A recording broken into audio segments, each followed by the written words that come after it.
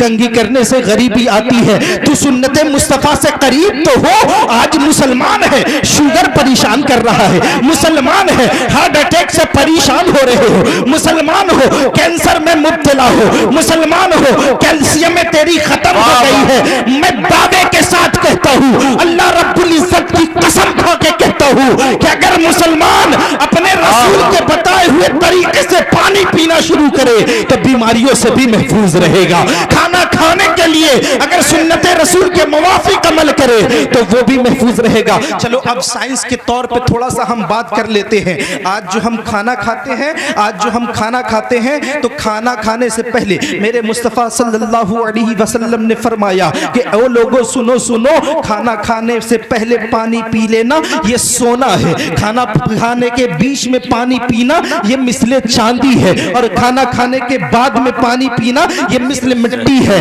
اب بتاؤ کہ آج ہم کیا کرتے ہیں, کھانا کھائے اور کھانے سے پہلے کوئی پانی نہیں پیتا, بیچ درمیان میں اگر کچھ معاملہ ہوا تو تھوڑا نہیں بلکہ آدھا گلاس سے زائد لوگ پیتے ہیں, اور بعد میں کھانا کھانے کے بعد پانی پیتے ہیں. اب چلو آ جاؤ سائنس کے قریب آ جاؤ. ڈاکٹر یہ کہتا ہے کہ جب غذا اندر پیٹ میں جاتا ہے اور کھانا کھانے کے فوراً بعد لوگ پانی پیتے ہیں تو وہ غذا پانی میں تیرنے لگتا ہے, جس کے وجہ سے لیور میں ورم ہو جاتا ہے, جس کے وجہ سے لیور میں سوزن ہو جاتا ہے. اللہ دوستو, آج لیور میں سوزن ہونے کی وجہ سے ہماری کئی نسیں ایسی ہیں جو بلاک ہو جاتی ہے. نسیں بلاک ہونے کی وجہ سے آج جو ہے ہارٹ اٹیک کا شکار زیادہ ہو رہے ہیں. آج جو ہے لیور میں ورم یعنی سوزن ہونے کی وجہ سے ایسیڈیٹی پرابلم ہمیں پریشان کر رہا ہے. اور تمام لوگوں کو یہ باتیں پتہ ہونی چاہیے کہ اگر بیماری جو شروع ہوتی ہے وہ سب سے پہلے بیماری کی شروعات جو ہے وہ لیور اور لیور کے ساتھ جو ایسیڈیٹی پرابلم ہوتی ہے اس سے ہوتی ہے. اگر ایسیڈیٹی سے آپ محفوظ ہیں تو آپ شوگر سے بھی محفوظ رہو گے. ایسیڈیٹی سے آپ محفوظ ہیں تو آپ جو ہے چلنے پھرنے میں بھی اچھے رہو, مضبوط رہو گے, یعنی کیلشیم کی کمی آپ کے پاس نہیں ہوگی. اللہ دوستو, کاش ہم مصطفیٰ کی فرمان پہ عمل کر لیے ہوتے. آؤ چلو ایک اور بات بتاتا ہوں. ہم لوگ جو گوشت کھاتے ہیں وہ گوشت کھانے کے بعد ہمارے پیٹ میں جو گوشت ڈائجسٹ ہوتا ہے وہ 8 گھنٹے لگتے ہیں گلنے میں گوشت کو, مگر میرے مصطفیٰ نے فرمایا کہ جب کھانا کھاؤ تو کھانا کھانے سے پہلے تھوڑا نمکین یعنی نمک لے لو. ذرا محبت سے بولو, ذرا نمک لے لو. کھانا کھانے کے بعد نمک لے لو. سائنسوں نے ریسرچ کر کے یہ بتایا کہ جو گوشت 8 گھنٹے میں ڈائجسٹ ہوتا ہے نمک کھانے کی وجہ سے وہ 3.5 گھنٹے کے اندر ڈائجسٹ ہو جاتا ہے. اللہ دوستو, آپ ہیں کہاں؟ آج جو ہم پانی پیتے ہیں حضرت, میں بتاؤں آپ کو, لوگ جو ہے نا بوتل لیا اور کھڑے پانی پینا شروع کیا. کھڑے پانی پینے کی وجہ سے سب سے پہلے جو ہے نا گلے میں پرابلم انفیکشن ہوتا ہے. گلے میں سب سے زیادہ پرابلم ہوتا ہے, گلے کی یہ جو نسیں ہیں یہ دب جاتی ہیں اور اس کے وجہ سے کیا ہوتا ہے گلے میں درد شروع ہوتا ہے. اب دوسری جو چیزیں ہوتی ہے وہ کھڑے ہو کر کے پانی پینے کی وجہ سے وہ پتھری کا معاملات کچھ زیادہ ہو جاتے ہیں, کیونکہ پیٹ میں اگر کہیں چھوٹا موٹا پتھر ہو اور اس کے پریشر کی وجہ سے وہ کہیں جا کے کنارے لگ جاتا ہے, جو ڈائجسٹ نہ ہونے کے کارن پاخانے کے راستے سے وہ باہر نہ نکل ہوتا ہے اور وہ کہیں جا کے کنارے پلنے لگتا ہے. اب بتاؤ, آپ کھڑا ہو کے پانی پی رہے ہو, ایک تو خلاف سنت بھی ہے, آپ کا نقصان بھی ہے. کھڑا ہو کے لیا پانی, ایک ہی سانس میں پی لیا. اب چلو آپ ناک کے قریب آ جاؤ, ناک کے اندر میں بال ہے. اللہ تجھے تو شکریہ ادا کرنا چاہیے کہ ہمارے پاس اگر دین ملا ہے تو سب سے اعلیٰ دین ملا ہے, ہمارے پاس کتاب ہے تو سب سے اعلیٰ کتاب ہے, ہمارے پاس مذہب ہے تو تمام مذہبوں سے اعلیٰ مذہب ہے. ناک کے اندر بال ہوتا ہے, کیا یہ فضول میں ہوتا ہے؟ نہیں, سنو کیوں ہوتا ہے. جب لوگ باہر نکلتے ہیں تو گرد و غبار جو اڑتے ہیں تو ناک کے جو کنارے میں بال ہوتے ہیں وہ گرد کو اپنے طرف کھینچ لیتا ہے, اور کھینچنے کے بعد وہ اندر کو جانے نہیں دیتا ہے, کیونکہ جب اندر جائے گا تو یہاں سے 2 نسیں ہوتی ہیں, ایک اوپر کو جاتی ہے اور ایک نیچے کو جاتی ہے. وہ دماغ میں بھی انفیکشن پیدا کرے گا اور اس کے بعد ہمارے پھیپھڑے کو بھی بلاک کرے گا، یعنی سانس صحیح طور پہ نہیں لے پائیں گے۔ وہ جو بال ہوتا ہے، رب کا نظام تو دیکھو یار، وہ جو بال ہوتا ہے گرد کو اپنے طرف کھینچ لیتا ہے، اور کھینچنے کے بعد اس کو جو ہے نا وہ گول شکل میں پانی دے کر کے، گول شکل میں نجاست کے شکل میں اس کو باہر کر دیتا ہے، وہ اندر جانے سے محفوظ۔ اب ہم کیا کرتے ہیں، پانی کو اٹھائے، ایک سانس میں پینا شروع کیا، جو گرد اس میں چھپے ہوئے ہیں، بتاؤ جب ایک سانس میں پی رہے ہو تو بتاؤ یہ گردہ جو ہے انفیکشن وہ پانی میں جا رہا ہے کہ نہیں، اور پھر وہ پانی پی رہے ہو، بتاؤ یہ انفیکشن تیرے پیٹ میں جا رہا ہے کہ نہیں، پھر کس کا نقصان ہے؟ تیرا ہی نقصان ہے۔ اس لیے میں کہتا ہوں کہ بچو، میرے مصطفیٰ نے فرمایا اگر پانی پینا ہو تو بیٹھ کر کے پانی پیو، پانی پینا ہو تو پہلے اسے دیکھ کر کے پانی پیو، پانی پینا ہے تو اسے بسم اللہ پڑھ کر کے پانی پیو، پانی پینا ہو تو قبلہ کے سمت پانی، قبلہ کے سمت چہرہ کر کے پانی پیو، پانی اگر پینا ہے تو سب سے پہلے ایک بار کھینچیے، اور کھینچنے کے بعد وہاں سے ناک سے ہٹائیے،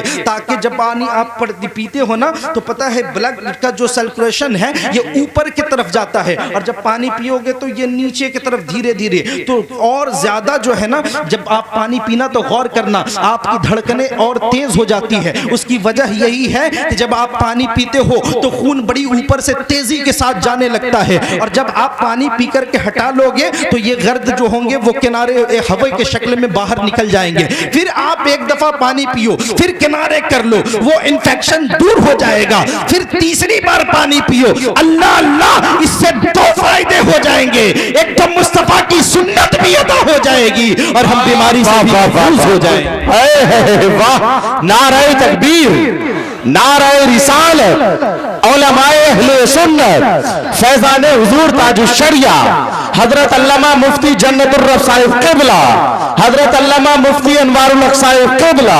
واہ، اب دیکھو آج جو ہے جتنے ضعیف لوگ ہیں ذرا اس پہ توجہ کیجئے گا۔ چچا جان، آپ لوگ کے اندر جو کیلشیم کی کمی ہوتی ہے نا، یہ بھی غلط پانی پینے کی وجہ سے۔ یہ جو بوڑھے لوگ کہتے ہیں نا ہمارے ہاتھ میں درد ہے، ہمارے پیٹھ میں درد ہے، ہمارے کمر میں درد ہے، ہمارے گھٹنے میں درد ہے، یہ بھی غلط پانی پینے کی وجہ سے۔ اس لیے پانی کو چوس چوس کے پیا کریں، پھر آپ محفوظ رہیے گا، ورنہ کیلشیم کی کمی ہوگی اور پھر نماز پڑھنا بھی مشکل ہو جائے گا۔ چلو ایک چیز اور میں بتاتا ہوں کہ ڈاکٹروں نے کہا، میں بھاگلپور سے آ رہا تھا، میرے پاس ایک پیپر پڑا ہوا تھا، بڑی قیمتی بات ہے، اس کو سنیے، اس کے بعد اپنی ماں بہنوں کی طرف پلٹ کر کے چلتے ہیں۔